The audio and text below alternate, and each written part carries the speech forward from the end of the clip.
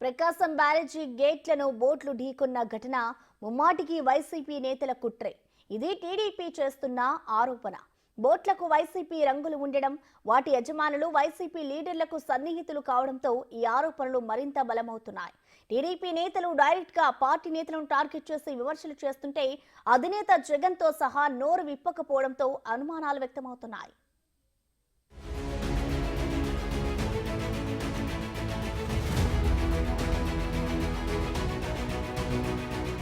అప్పటికే బ్యారేజ్ కి వరద ఉధృతి పెరగటంతో 70 గేట్లు ఎత్తి సముద్రంలోకి నీటిని వదులుతున్నారు. ఏం జరుగుతుందోనని ప్రభుత్వం, అధికారులు, లోతట్టు ప్రాంతాల ప్రజలు భయాందోళనలో ఉన్నారు. ఈ సమయంలో 4 పడవలు కొట్టుకొచ్చి బ్యారేజ్ ను ఢీకొట్టాయి. అలా బోట్లు ఢీకొట్టడంతో కౌంటర్ వెయిట్లకు డ్యామేజ్ అయ్యింది. ఢీకొన్న 4 బోట్లు ఒకదానికొకటి తాడుతో కట్టి ఉన్నాయి.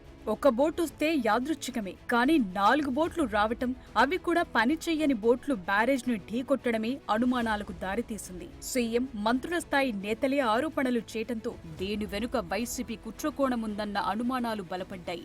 అప్పటి నుంచి వైసీపీ నేతలపై టీడీపీ నేతలు విరుచుకుపడుతున్నారు. తాజాగా మరోసారి సీఎం చంద్రబాబు, మంత్రులు నారా లోకేష్, అనిత ఆరోపణలు చేశారు. ఘటనను సీరియస్ గా తీసుకున్న ప్రభుత్వం ఇందులో కుట్రకోణముందని అనుమానాలు వ్యక్తం చేసింది. ఇరిగేషన్ అధికారుల ఫిర్యాదుతో రంగంలోకి దిగిన పోలీసులు సంచలన విషయాలు బయటపెట్టారు. ఘటనలో కుట్రకోణముందని ప్రాథమిక నివేదికలో స్పష్టంగా తేల్చి చెప్పారు. ఢీకొన్న బోట్లు వైసీపీ నేతలు, మాజీ ఎంపీ నందిగం సురేష్, ఎమ్మెల్సీ తలసిల రఘురాం అనుచరులవని గుర్తించారు. కీలక నిందితులైన రామ్మోహన్, ఉషాద్రిని పోలీసులు అరెస్టు చేశారు. ఇసుక అక్రమ తవ్వకాల కోసం నందిగం సురేష్, ఉషాద్రికి బోట్లను వాడుకున్నారని పోలీసులు దర్యాప్తులో గుర్తించారు. రిజిస్ట్రేషన్ నెంబర్ల ఆధారంగా ఢీకొన్న బోట్ల యజమానులు ఉషాద్రి సహా సుధీర్, స్వామిలను గుర్తించారు.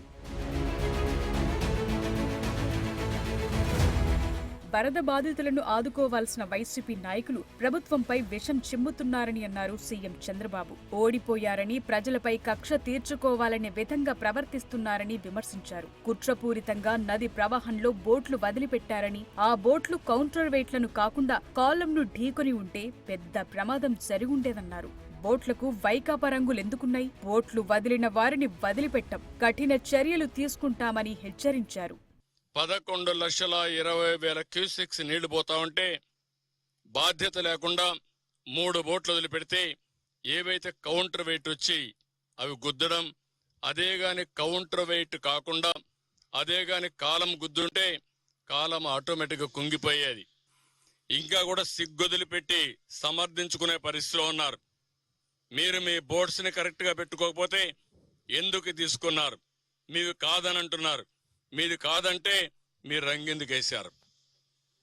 ఇలాంటి వాళ్ళని మామూలుగా ట్రీట్ చేస్తే కూడా లాభం లేదు. ఇది ఒక జాతి ద్రోహం. ప్రకాశం బ్యారేజ్ ను కూల్చి 1,00,000 మందిని చంపాలన్నదే జగన్ లక్ష్యమని సంచలన ఆరోపణలు చేశారు మంత్రి లోకేష్. గతంలో అన్నమయ్య డ్యాం కొట్టుకుపోయేలా చేసి 5 గ్రామాలను లేకుండా చేశారని ఫైర్ అయ్యారు. ప్రకాశం బ్యారేజ్ ను పడవలతో ఢీకొట్టించి కూల్చివేయాలని కుట్ర చేశారని లోకేష్ ట్వీట్ చేశారు. విజయవాడతో పాటు లంక గ్రామాలను నామరూపాలు లేకుండా చేయాలనేదే జగన్ కుట్ర అంటూ పోస్టులో రాసుకొచ్చారు. 1,00,000 మంది జలసమాధి అయ్యేలా జగన్ పండిన కుట్ర బట్టబయలైందని లోకేష్ ఆరోపించారు. బ్యారేజ్ ను పడవలతో కూల్చేయాలనే ప్లాన్ జగన్దే అని అన్నారు. ఆ ప్లాన్ ను వైసీపీ నేతలు, బోట్ల యజమానులు అమలు చేశారన్నారు. కుట్రలు బయటపడకుండా వరద ముంపునకు ప్రభుత్వమే కారణమంటూ విష ప్రచారం చేస్తున్నారని లోకేష్ మండిపడ్డారు.